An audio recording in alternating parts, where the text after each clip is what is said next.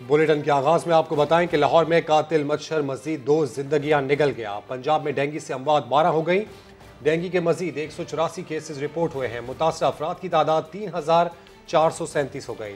सरकारी अस्पतालों में डेंगू के 589 मरीज जेर इलाज हैं, जबकि महकमा सेहत के मुताबिक सरकारी अस्पतालों के 92% बेड्स भर चुके हैं। दानियाल उमर हमारे साथ हैं, उनसे हम बात कर लेते हैं। दानियाल, फैक्ट्स एंड फिगर्स सामने आ रहे हैं, रोज बरोज तादाद बढ़ती नजर आ रही है, इकदाम क्या किए जा रहे हैं? जी बिल्कुल, अस्पतालों में जो इकदाम हैं वो तो बिल्कुल भी नज़र नहीं आ रहे। जिना अस्पताल की अगर हम बात करें तो यहाँ पर बेड्स मुकम्मल तौर पर भर चुके हैं और मज़ीद मरीज़ों की अब यहाँ पर जगह नहीं है। वो बेड्स लगाए कहाँ गए थे जो कि हुकूमती इदाद-ओ-शुमार में कहा जाता है कि ये बिस्तर जो है वो हमने लगाए हैं, वो कहीं भी नज़र नहीं आ रहे। जिना अस्पताल का जो डेंगू वार्ड है उसके अंदर एक बेड के ऊपर 2 से 3 और 4 मरीज़ भी एक बेड के ऊपर लिटाए गए हैं और मरीज़ जो है उनकी हालत बता रही है कि वो किस कदर मुश्किल में हैं। जिन मरीज़ों को यहाँ पर बेड्स नहीं मिले वो मरीज़ बेंचेस पे कुर्सियों पर बिठाए गए हैं, उनको ड्रिप्स लगा दी गई हैं और वो यहाँ पर बैठ के जो है वो अपना इलाज करवा रहे हैं। जिना अस्पताल की अगर हम इस सिचुएशन की बात करूँ तो यहाँ पर जो काउंटर्स हैं डेंगू के लिए बनाए गए हैं, जहाँ पर मरीज़ों के टेस्ट हो सकते हैं। CBC टेस्ट है, NS1 टेस्ट है जो कि डेंगू मरीज़ों के लिए किए जाते हैं। वहाँ पर लंबी लंबी कतारें लगी हुई हैं और उन लंबी कतारों की वजह से वहाँ पे जो मरीज़ हैं उनको 2-2 ढाई घंटे खड़े रहकर इंतज़ार करना पड़ रहा है।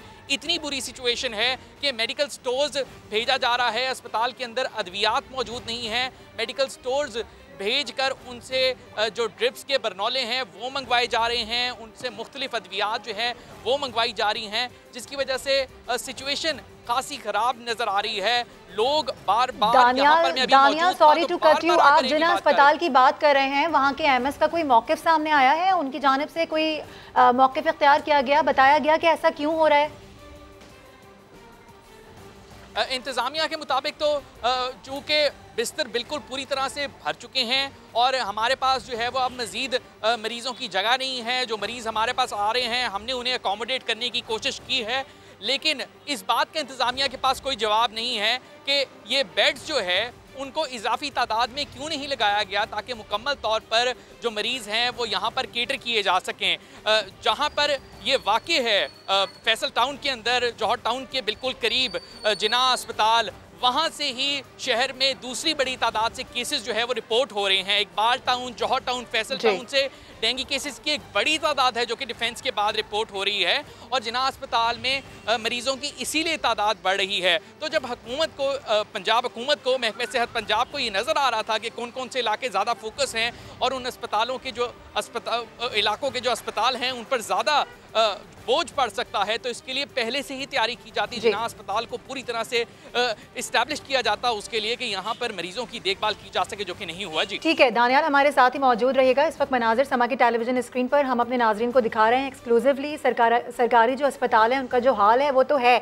जिना अस्पताल की बात करें तो एक बेड पर 2 से 3 मरीजों का इलाज किया जा रहा है, जिस तरह से मनाजिर में देखा भी जा सकता है। साथ ही साथ ये भी बताएं कि इजाफी बेड्स लगाए तो गए हैं, लेकिन ड्रिप लगाकर मरीजों को कुर्सियों पर बिठा दिया गया है। जो बेड्स लगाए गए हैं उनका कोई फ़ायदा नहीं हो रहा है। इसके साथ साथ जो वहाँ पर मरीज़ हैं, जो उनके साथ जो लोग आ रहे हैं, वो जो उनके अटेंडेंट्स हैं, वो काफ़ी परेशानी का शिकार हैं, क्योंकि दवाओं की पर्चियाँ उनके हाथों में थमाकर उनसे कहा जा रहा है कि आप यहाँ से दवाइयाँ लेकर आएँ। उनको परेशान किया जा रहा है। आज के आदाद-ओ-शुमार के मुताबिक सिर्फ जिना अस्पताल के वार्ड की अगर बात करें तो वहाँ पर 140 से ज़ायद मरीज़ ज़ेरे इलाज हैं, जबकि इंतहाई निगहदाश्त वार्ड भी खाली नहीं है। उसकी सूरत हाल भी बड़ी गंभीर है। मनाजिर समा की टेलीविजन स्क्रीन पर इस वक्त मुलाहिजा किए जा सकते हैं। हमारे नुमाइंदे भी हमें अपडेट कर रहे थे और वो यही कह रहे थे, जो MS हैं उनकी जानिब से जो मौक़िफ़ सामने आ रहा है वो ये कह रहे हैं कि ऐसी कोई सूरत हाल है ही नहीं, लेकिन जो मनाजिर हैं वो इस वक्त बिल्कुल क्लियर नज़र आ रहे हैं। समा ने हमेशा ऐसे वाक़यात से, जो इस तरह की जो सूरत हाल है उससे पर्दा उठाया है और आगे भी उठाता रहेगा और सच अपने नाजरीन को दिखाता रहेगा। बहुत शुक्रिया, इस हवाले से आपने आगाह किया दानियाल। कातिल मच्छर के डंक तेज हो गए, लेकिन लाहौर डेंगू सेल के तर्जुमान सुकून की बाजी बजा रहे हैं। डॉक्टर असद असलम के नज़दीक तो सब अच्छा है, सूरत हाल कंट्रोल में है। समा से गुफ्तगू में बोले, ऐसा हरगिज नहीं कि एक बेड पर 2-2 मरीजों का इलाज हो रहा हो। बताया कि डेंगू मरीजों के लिए मुख्तस 500 से ज़ायद बेड्स खाली हैं। अगले 2 हफ्ते अहम हैं, आवाम खुद एहतियात करें। फातिमा हॉस्पिटल के इंतजामिया ने हमें ऐसी कोई चीज आगाही की है कि उनके अस्पतालों में 2-2 बेड की गुंजाइश नौबत आ चुकी है। ऐसे कोई सूरत हाल नहीं कि अस्पताल में लाहौर में 1137 बेड हैं लाहौर में मौजूद, उनमें 340 बेड इस वक्त हमने नए लॉन्च किए हैं एक्को सेंटर फील्ड डेंगू हॉस्पिटल, ठीक है जी। और इस वक्त जो लाहौर के पूरे अस्पतालों की जो ऑक्यूपेंसी रेट है डेंगू फील्ड हॉस्पिटल मिला के 51% है, यानी कि 580 मरीज हैं हमारे पास और तकरीबन 533 के करीब बेड्स अभी हमारे पास डेंगू पेशेंट के लिए अवेलेबल हैं।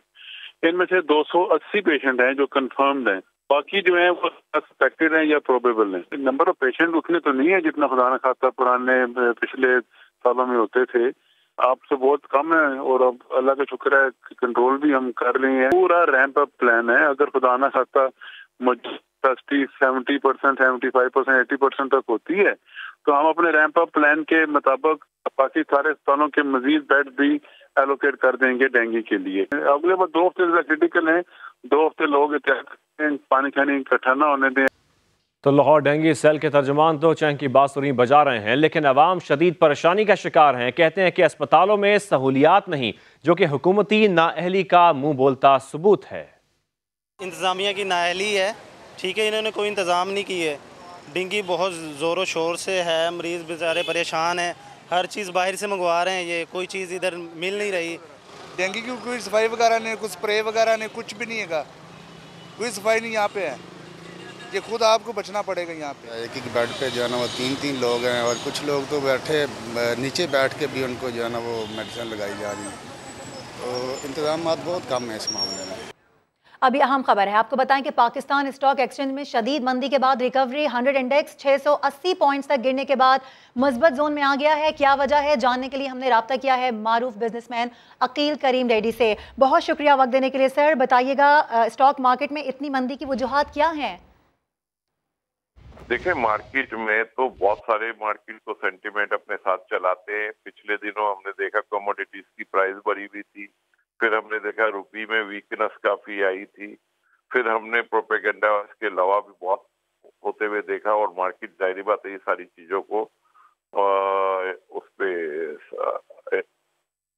असरअंदाज होती है। तो मैं समझता हूँ आज जो शॉर्ट सेलर जो मार्केट में थे वो हो सकता है मार्केट में शॉर्ट कवरिंग भी हो सकता है कि जो बदले प्लेयर थे वो मार्केट से निकले हों। तो मार्केट में तो हर किस्म की न्यूज के साथ मार्केट ट्रेड करती है, लेकिन इस वक्त जो मार्केट में हम देख रहे हैं कि काफी मालियाती इदारों की तरफ से भी बाइंग स्टार्ट हो चुकी है। कुछ इंश्योरेंस कंपनियों के भी नाम आ रहे हैं कि मार्केट में वो बाहर आए, तो हो सकता है उसकी वजह से शॉर्ट सेलर मार्केट से हट रहा हो। अच्छा सर, ये बताइएगा कि क्या अस्करी तकर्रुरियों और तबादलों पर भी जो कयास आराइयाँ हो रही हैं उसमें भी गैर यकीनी सूरत हाल पैदा कर दी है, क्या ऐसा है? देखिए, मैं समझता हूँ लोग प्रोपेगेंडे में तो हर किस्म की न्यूज देते हैं, लेकिन मेरा अपना ख्याल है कि इस तरह की चीजें मार्केट पे इम्पैक्ट नहीं करनी चाहिए। ये चीजें तो होती रहती है, बातचीत होती रहती है, तो इस तरह के मामला तो बैठ के रिजॉल्व हो जाते हैं। अगर कोई डिस्प्यूट हो भी जाता है तो वो रिजॉल्व हो जाते हैं, लेकिन इस तरह की चीजों से डेफिनेट मार्केट उसको रिएक्ट करती है इसके ऊपर। लेकिन आप देख रहे हैं कि आज वो रिएक्शन क्योंकि रिएक्शन क्यों आता है कि लोगों की ओवरबोट पोजीशन होती है, और ओवरबोट पोजीशन होती है तो लोगों को घबराहट आती है, तो उस घबराहट में लोग अपनी पोजीशन स्क्वायर करते हैं। जब वो स्क्वायर करते हैं तो फिर मार्केट लोगों को अच्छी लगनी शुरू हो जाती है। अच्छा सर, आप इस हवाले से तो बता रहे हैं, एक बड़ा इंपॉर्टेंट सवाल मेरे माइंड में आया। मैं ये भी जानना चाहूँगी कि कंपनीज की कमाई और जो शेयर्स की कीमतों का तनासुब है वो 15 साल की निचली तरीन सतह पर आ गया है, इसकी क्या वजह हो सकती है? मैं आपको बताता हूँ, मार्केट इस वक्त वैल्यू है और वैल्यू बाहर मार्केट में बाइंग करते हैं। इस वक्त मार्केट अगर आप ये देखें तो मुल्क में मैं समझता हूँ जिस लेवल पे मार्केट ट्रेड कर रही है, जिस तरीके से कॉर्पोरेट रिजल्ट आ रहे हैं और वो रिजल्ट बहुत अच्छे रिजल्ट आए इस साल, आपने देखा होगा पिछले साल के मुकाबले में 60% प्रॉफिट ज्यादा है। तो मेरा नहीं ख्याल है कि मार्केट में कोई वजह है जो मंदी होनी चाहिए। फॉर द टाइम बिंग मंदी हो सकती है, लेकिन इन्वेस्टर अगर इन्वेस्ट करेगा तो डेफिनेट इस मार्केट से वो पैसा बनाएगा। जी ठीक है। मारूफ बिजनेसमैन अकील करीम रेड्डी हमारे साथ मौजूद थे। बहुत शुक्रिया सर समा को वक्त देने के लिए। मरियम नवाज और कैप्टन रिटायर्ड सफदर शाइस्तगी का मुजाहरा नहीं कर रहे, जमानत खारिज के बजाय जेल भेजा जाए। नैब ने इस्लामाबाद हाई कोर्ट में नई दरख्वास्त दायर कर दी। मौक़िफ़ अपनाया, मरियम नवाज और कैप्टन सफदर ने जमानत की रियायत का गलत इस्तेमाल किया, मजीद रियायत के मुस्तहिक नहीं। सुहेल रशीद की रिपोर्ट। नैब एवन फील्ड रेफरेंस में मरियम नवाज और कैप्टन सफदर की जमानतें खारिज कराने के लिए मुतहरिक। इस्लामाबाद हाई कोर्ट में बाकायदा दरखास्त दायर कर दी। मौक़िफ़ अपनाया, मरियम नवाज पेशी पर अदालत को सियासी थिएटर बना देती हैं, कारकुनों और हामियों से कमरा अदालत भर देती हैं, रिपोर्टर्स और वीलॉगर्स को इंटरव्यू देकर कमरा अदालत को प्रेस क्लब में बदल देती हैं। इनके बयानात नैब और हाई रैंक ऑफिशियल्स के खिलाफ इश्तियाल अंगेज होते हैं। दरखास्त में कहा गया, supreme court Tariq Bashir case में वाजे कर चुकी किन हालात में जमानत खारिज हो सकती है। काबिल गिरफ्त जराए में जमानत हक नहीं, महज एक रियायत है। सुप्रीम कोर्ट ने भी हाई कोर्ट का सजा मुअत्तली वाला फैसला सिर्फ इसलिए बरकरार रखा कि मुल्जमान की जानिब से जमानत का गलत इस्तेमाल अभी तक सामने नहीं आया, लेकिन अब मुल्जमान का मिसकंडक्ट रिकॉर्ड पर है। दरखास्त में मरियम नवाज की नैब लाहौर में पेशी और नैब दफ्तर पर पथराव का भी जिक्र किया गया। कहा गया, मरियम नवाज अपने तर्ज अमल से अदलिया पर भी दबाव डाल रही हैं, जमानत खारिज की जाए। और नैब तरमीमी ऑर्डिनेंस के बाद LNG रेफरेंस चल सकता है या नहीं, अहम केस में नया मोड़ आ गया। एहतसाब अदालत ने नैब से तफसीली जवाब मांग लिया। शाहिद खाकान अब्बासी और मिफ्ता इस्माइल का नए ऑर्डिनेंस के तहत इस्तिस्ना लेने से इनकार। नैब प्रोसिक्यूटर का कहना था कि काबीना फैसले के तहत नैब से इस्तिस्ना का इतलाक 6 अक्टूबर के बाद से होगा। इस्लामाबाद से सुहेल रशीद की रिपोर्ट देखिए। नैब तरमीमी ऑर्डिनेंस अहम केसेस पर असरअंदाज। LNG रेफरेंस पर ट्रायल का अमल आगे न बढ़ सका। शरीक मुल्ज़मान ने एहतसाब अदालत से रेफरेंस खारिज करने की दरख्वास्त कर दी। शाहिद खाकान अब्बासी और मिफ्ता इस्माइल के वकला का तरमीमी ऑर्डिनेंस के तहत कोई भी इस्तिस्ना लेने से इनकार। बैरिस्टर जफरुल्लाह ने मौक़िफ़ अपनाया कि हम अपने लिए रिलीफ नहीं मांगते, लेकिन दीगर वकला का ये मौक़िफ़ दुरुस्त है कि तरमीमी ऑर्डिनेंस के मुताबिक ये केस अब नैब के दायरे इख्तियार में नहीं आता। प्राइवेट अफराद पर नैब और एहतसाब अदालत का दायरा इख्तियार खत्म कर दिया गया। अगर टैक्स का मसला है तो केस टैक्स ट्रिब्यूनल में चलाया जाएगा। नैब की जानिब से रेफरेंस खत्म करने की मुखालफत। प्रोसिक्यूटर उस्मान मिर्जा ने बताया, काबीना फैसलों को जो नैब से इस्तिस्ना दिया गया वो 6 अक्टूबर के बाद होगा। तरमीमी ऑर्डिनेंस के तहत रेफरेंस का मुस्तकबिल क्या होगा, अदालत मजीद शहादतें रिकॉर्ड करने से पहले अहम कानूनी नुक्ते पर फैसला करेगी। अदालत की नैब को तरमीमी ऑर्डिनेंस के इत्तलाक से मुतल्लिक तफसीली जवाब जमा कराने की हिदायत समाअत 26 अक्टूबर तक मुलतवी कर दी। और साबिक वज़ीर आज़म शाहिद खाकान अब्बासी कहते हैं, नैब तरमीमी ऑर्डिनेंस सिर्फ हुकूमत की चोरी बचाने के लिए इस्तेमाल होगा, इसे अदालत और सेनेट में चैलेंज किया जाएगा। सीनियर लीगी रहनुमा ने यह भी कहा कि PDM का लाएअमल 18 अक्टूबर को सरबराही इजलास में तय किया जाएगा। मुल्की मामलात पर पीपल्स पार्टी से मुशावरत होती है, लेकिन वो PDM का हिस्सा नहीं। एहतसाब की सर्कस जो है वो जारी है, हुकूमत भी शामिल हुई है। एक ऑर्डिनेंस करके 4 दिन गुजर गए हैं जिसमें नैब को रिटायर हुए, ना मुशावरत का अमल शुरू हुआ है, ना कुछ वक्त है कि कभी होगा। एक ऑर्डिनेंस के जरिए चेयरमैन नैब को इख्तियार दिया गया है कि जब तक अगला चेयरमैन नहीं आता तो ये चेयरमैन बरकरार रहेगा। तो इसी से सारे एहतसाब की हकीकत वाज़ेह हो गई है कि आज पूरा एहतसाब का अमल जो है वो एक चेयरमैन के सिर पर है। ये हुकूमत ने जो भी पॉलिटिकल इंजीनियरिंग करनी है, जो भी तमाशे करने हैं, जो खेल खेलने हैं, जो अपोजिशन को दबाने की कोशिश करनी है, जो अपनी चोरी बचाने की कोशिश करनी है, वो इसी नैब चेयरमैन के जिम्मे है। तकरीबन आप ये समझेंगे ताहयात यही चेयरमैन जो है ये मुसल्लत रहेगा। जुम्मे की शाम को ऑर्डिनेंस आया है, इंशाल्लाह इसको जो भी कोर्ट हुआ, हाई कोर्ट और सुप्रीम कोर्ट में चैलेंज किया जाएगा और इसको सेनेट के अंदर भी चैलेंज किया जाएगा। 16 तारीख को फैसलाबाद में PDM का जलसा है, 18 को PDM की सरबराही इजलास होगा एक हफ्ते के बाद, और उसमें आइंदा के जो लाएअमल है PDM का वो तय किया जाएगा। तो PDM से पार्टी खुद छोड़कर गई है, अपोजिशन में वो शामिल है, तो अपोजिशन में मुशावरत उनसे हर मामले पर होती है, लेकिन PDM का हिस्सा नहीं है।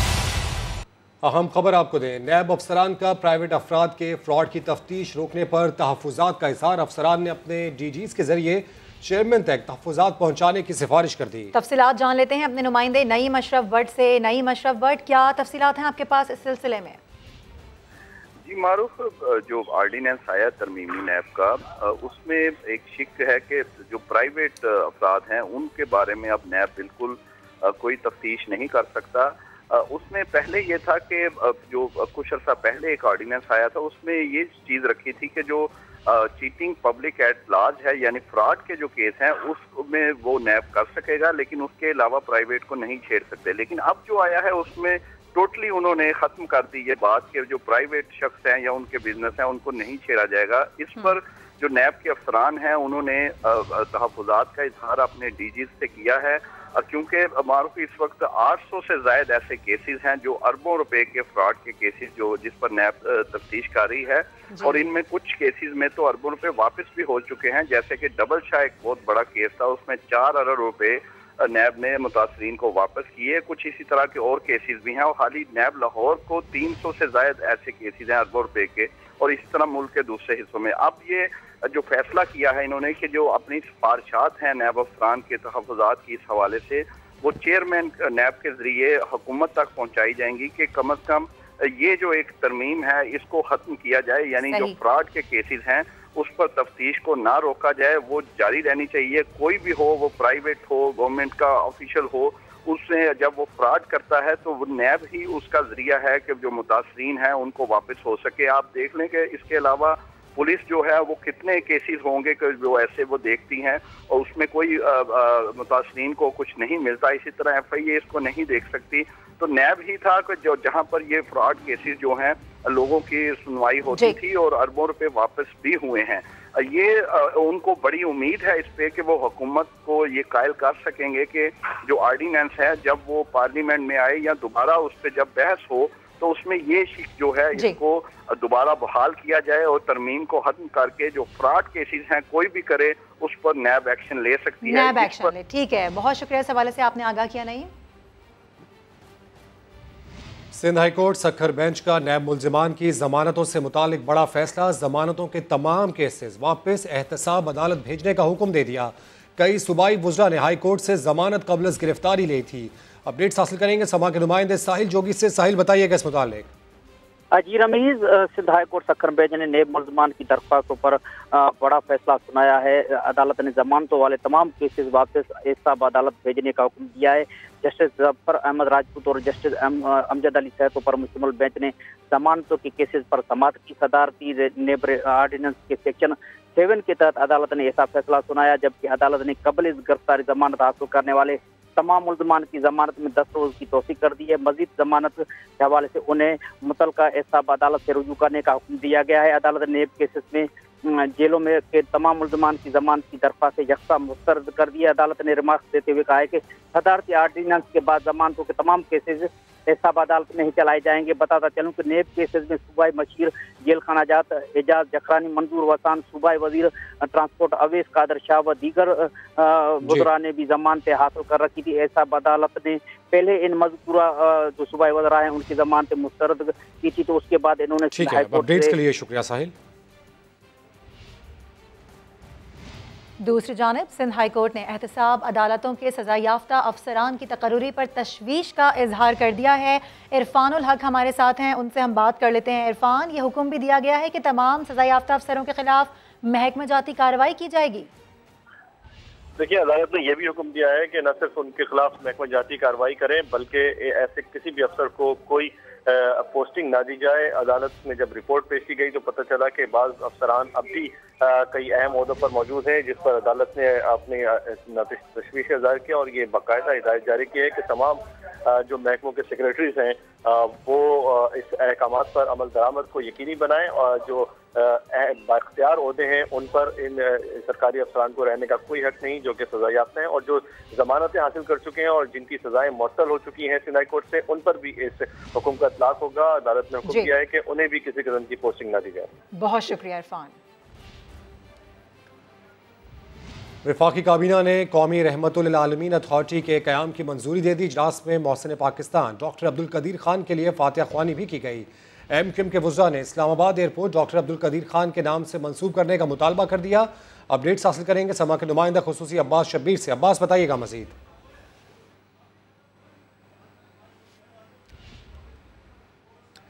वफाकी काबीना का इजलास ख़त्म हो चुका है और ऐसे में कौमी रहमतुल आलमीन अथॉरिटी के क़याम की मंजूरी भी इस इजलास में सामने आई।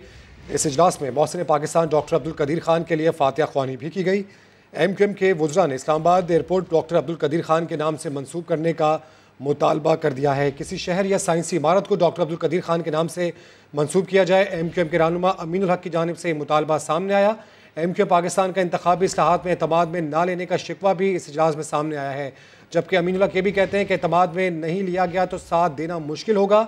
आपका शिकवा जायज़ है, MQM को एतमाद में लेंगे। वज़ीर आज़म की जानिब से ऐसी यकीन दहानी करवाई गई है, जबकि GDA की इंतखाबी इस्लाहात के मामले पर MQM की हिमायत सामने आई है। अपडेट्स हासिल करेंगे समा के नुमाइंदे अब्बास शब्बीर से। अब्बास, मजीद बताइएगा।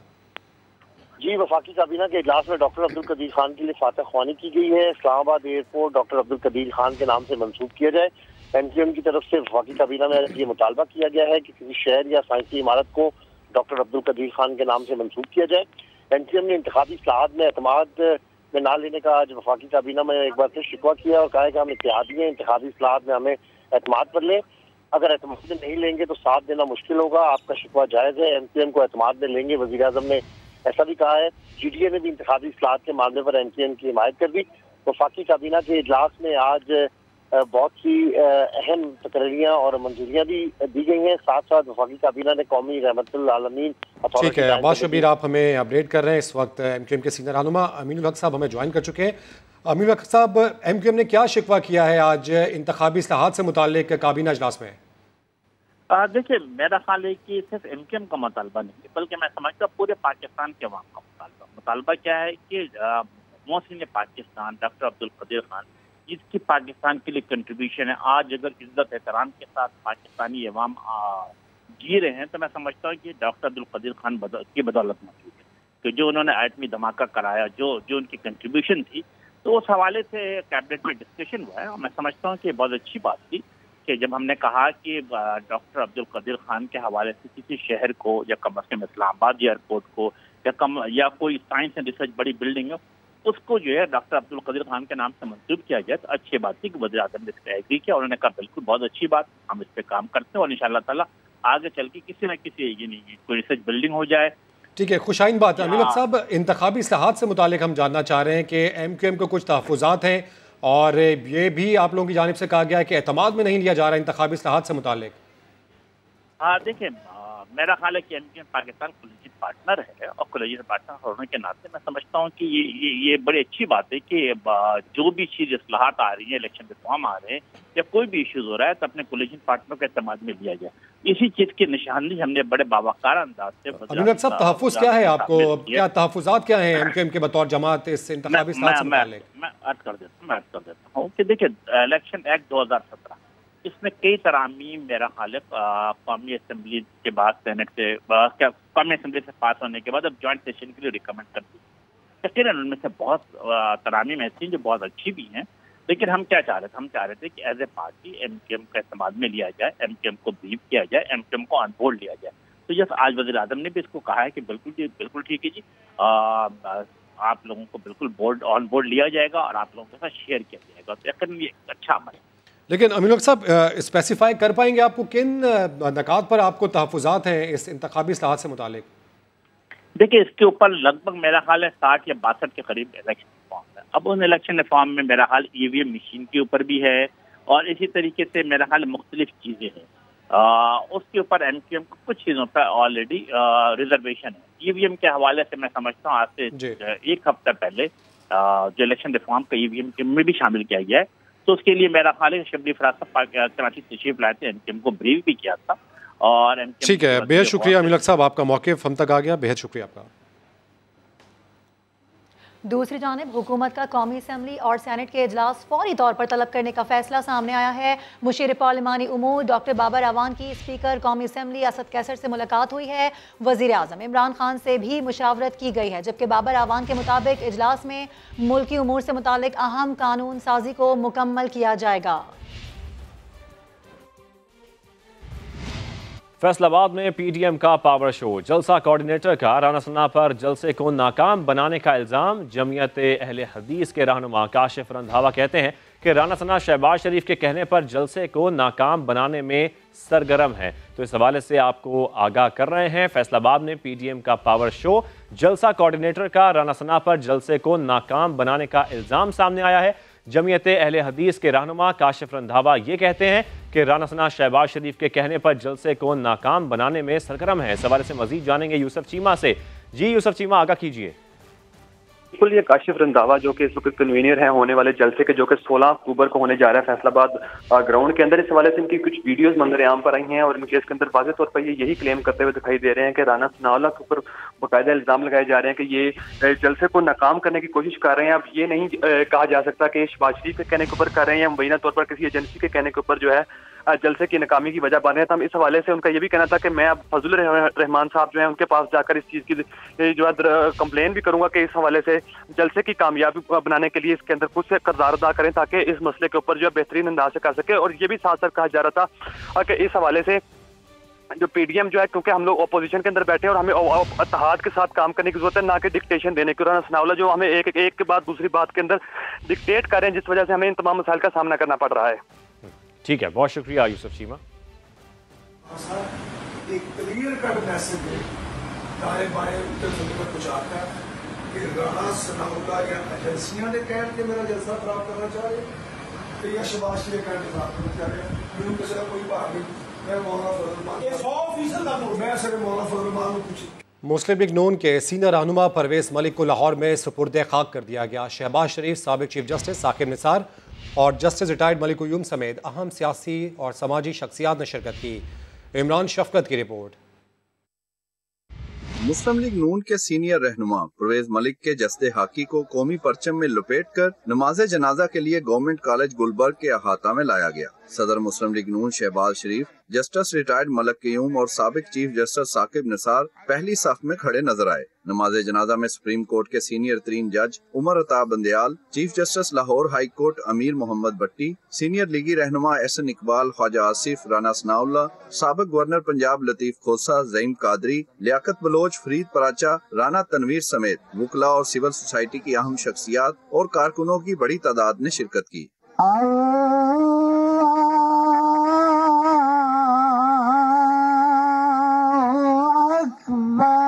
नमाज जनाजा में शरीक शख्सियात ने परवेज मलिक की समाजी और जमहूरी हिदमात को खराजे अकीदत पेश किया।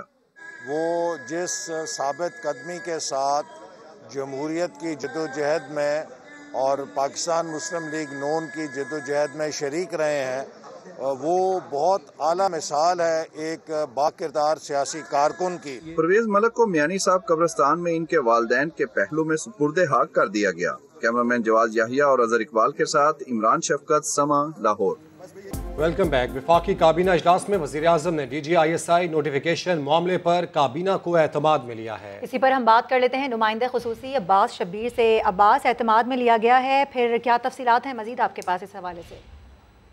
देखिए, बड़े कंफर्टेबल है प्राइम मिनिस्टर ऑफ पाकिस्तान और आज कैबिनेट की मीटिंग में DGISI का जो मामला है जिसको गलत रंग दिया जा रहा है मुख्तलिफ अंदाज में सोशल मीडिया पर और मुख्तलिफ और इशूज़ पर बात की जा रही है। तो आज वज़ीर-ए-आज़म ने DGISI के मामले पर वफाकी काबीना के तमाम मेंबरान को एतमाद में लिया और उन्होंने कहा कि नोटिफिकेशन के मामले को गलत रंग ना दिया जाए, हम सब एक पेज पर हैं और ये जो नोटिफिकेशन का मामला है इतना बड़ा मामला नहीं है, इसको जल्द ही तस्लीम के साथ इसको मंतकी अंजाम तक पहुंचा दिया जाएगा, यानी हल कर लिया जाएगा। तो आज वज़ीर-ए-आज़म ने कैबिनेट मीटिंग में DGISI के नोटिफिकेशन के मामले पर तमाम अराकीन को भी एतमाद में लिया है। ठीक है, नोटिफिकेशन के मामले को गलत रंग ना दिया जाए, वज़ीर-ए-आज़म की जानिब से कहा गया है। साथ ही उन्होंने ये भी कहा है कि हम सब एक पेज पर हैं, जल्द मामला हल कर लेंगे। बहुत शुक्रिया इस हवाले से आपने आगाह किया अब्बास। खबरों का सिलसिला आगे बढ़ाएं और आपको बताएं, लाहौर के इलाके जौहर टाउन में मोटरसाइकिल सवार मुलजिम ने फायरिंग करके खातून को कत्ल कर दिया। इस पर मजीद बात करेंगे समा के नुमाइंदे रियाज अहमद से। जी रियाज, आगाह कीजिए।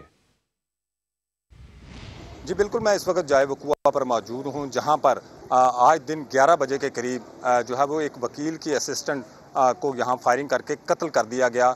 बताया गया कि सज्जाद कुरैशी जो एक वकील थे वो अपनी असिस्टेंट को लेने इस निजी हाउसिंग सोसाइटी में आए और यहाँ पर इन्होंने गेट के सामने यहाँ पर गाड़ी खड़ी की। ये देख रहे हैं आप, यहाँ पर जो है वो खून पड़ा हुआ है जहाँ पर वो खातून को कत्ल किया गया और उसका गाड़ी में से खून यहाँ पर गिरा और ये वो गाड़ी थी जिस पर फायर किए गए। फ्रंट सीट पर वो खातून बैठी हुई थी और उनके साथ वकील था। जो टारगेट जिस शख्स ने किया वो एक ही शख्स था, वो मोटरसाइकिल पर आया और उसने यहाँ पर फायर किए, 4 फायर किए हैं, जो 2 खातून के सर में और 2 उसके जिस्म में लगे, जिससे उसकी मौत वाक़या हुई। पुलिस का ये कहना है इब्तदाई तफ्तीश में कि खातून को सिर्फ टारगेट किया गया है, जो साथ वकील उनके बैठे हुए थे, जो उनके सीनियर थे, उनको टारगेट नहीं किया गया, जिससे ये जाहिर होता है कि जो कातिल था वो सिर्फ खातून को ही कत्ल करने आया था। ताहम पुलिस का ये भी कहना है कि कल इस कातिल को यहाँ पर कल भी देखा गया था, एक रोज़ पहले भी वो यहाँ पर आया था, सिर्फ खातून को कत्ल करने के लिए ही आया था और आज उसको मौका मिला तो उसने जो है वो उस खातून पर फायरिंग की, जिससे वो मौके पर हलाक हो गई। जी, बहुत शुक्रिया आपका। इस हवाले से आपने आगाह किया। अफसोसनाक खबर देंगे टोबा टेक्सिंग से, जहां बस की चिंची से टक्कर में 6 तलबा और ड्राइवर जाम बहक हो गए, जबकि 6 बच्चों को जख्मी हालत में अस्पताल मुंतकिल किया गया है। हादसे का शिकार रिक्शा गांव नूरपुर से तलबा और तालिबात को लेकर गोजरा जा रहा था। मरने वालों में 2 तालिबात भी शामिल हैं। मकामी अफराद ने जख्मियों को गोजरा अस्पताल मुंतकिल किया, जहाँ से 4 बच्चों को तशवीशनाक हालत के बायस फैसलाबाद रेफर कर दिया गया है। बहावलपुर में आवारा कुत्तों का 2 बच्चों पर हमला, 4 साला हसनैन जामभक और 12 साला शुमाइला जख्मी हो गई, जिन्हें अस्पताल मुंतकिल कर दिया गया। अपडेट्स हासिल करेंगे समा के नुमाइंदे एहसन अंसारी से। एहसन, बताइएगा मजीद। देखिए रमीज, ये आवारा कुत्ते हैं बहावलपुर में, जिन्होंने 2 बच्चों को नोच खाया है। एक हासिलपुर का 4 साला हसनैन है, जो कि इनके अटैक से जो है वो जाम बहक हो गया है, जबकि 12 साला जो शुमाइला है उसको बहावल विक्टोरिया अस्पताल मुंतकिल किया गया है। इंतहाई तशवीशनाक हालत बताई जा रही है। जो बच्ची है उसके लवाहिकीन और उसके जो अहले इलाका थे, जब ये बच्चों पर अटैक किया कुत्तों ने, तो उन्होंने अपनी मदद आपके तहत बच्चों को वहाँ से छुड़वाया और उसको। अपडेट्स के लिए शुक्रिया। Welcome back. कुछ मौसम की बात करें, आपको बताएं कि मुल्क के मुख्तलिफ इलाकों में मौसम सरमा की पहली बर्फबारी। आज़ाद कश्मीर की वादी नीलम में सफ़ेदी छा गई। बालाकोट, वादी कागान, झील सैफुल मुल्क, लुलुसर झील और बाबूसर टॉप रोड समेत सयाहती मकामात तक जाने वाले रास्ते बंद हो गए। गिलगित बल्तिस्तान जाने वालों को शाराए कराकरम पर सफ़र करने की हिदायत की गई है। मानसेरा, बडग्राम और अतराफ के इलाकों में भी बारिश और पहाड़ों पर वक्फे से बर्फबारी जारी है। कौमी T20 स्क्वाड का पहला प्रैक्टिस मैच लाहौर के LCCA ग्राउंड में जारी है। बल्लेबाजों और बॉलर्स को मुख्तलिफ अहदाफ दिए गए हैं। नुमाइंदा समा कादिर ख्वाजा इस वक्त LCCA ग्राउंड में मौजूद हैं, उनसे तफसीलात ले लेते हैं। Over to you. बिल्कुल, इस वक्त मैं LCCA ग्राउंड में मौजूद हूं, जहां पर कौमी T20 वर्ल्ड कप स्क्वाड का सिनेरियो बेस्ड मैच खेला जा रहा है और बूरी हेड कोच सकलैन मुश्ताक और बॉलिंग कंसल्टेंट वेरन फ्लैंडर्स की जानब से मुख्तलिफ टारगेट्स दिए गए हैं बॉलर्स और बैटर्स को। तो इस वक्त जो है वो बैटर्स जो है वो बैटिंग कर रहे हैं, जिसमें बाबर आजम, मोहम्मद रिजवान, हैदर अली, आसिफ अली और बाकी जो तमाम बैटर्स हैं वो अभी बैटिंग करेंगे। इस वक्त की सूरत हाल अगर आपको दिखाएं तो अभी जो है वो इस वक्त हैदर अली मौजूद हैं क्रीज पर। हसन अली ने बेहतरीन बॉलिंग का किया और बाबर आजम की विकेट लेने में कामयाब हुए, जबकि इमाद वसीम ने मोहम्मद रिजवान की विकेट हासिल की है। तो बैटर्स को जो 15 जो टॉप ऑर्डर है उनको हदफ दिया गया कि 15 ओवर्स में 150 रन का हदफ बनाना है, जबकि बॉलर्स को इन हदफ को रोकना होगा। और दूसरा जो मिडिल ऑर्डर बैट्समैन है उनको कहा गया है कि 12 ओवर्स में आखिरी जो 12 ओवर्स हैं उनमें 110 रन का हदफ बनाना है। कल का दिन जो है उसमें रेस्ट दिया गया है तमाम जो स्क्वाड है T20 वर्ल्ड कप स्क्वाड का, और उसके बाद जो 14 तारीख है 14 अक्टूबर उसमें गद्दाफी स्टेडियम में सिनेरियो बेस्ड मैच खेला जाएगा। 15 अक्टूबर को Pakistan T20 world cup squad UAE रवाना होगी। जी।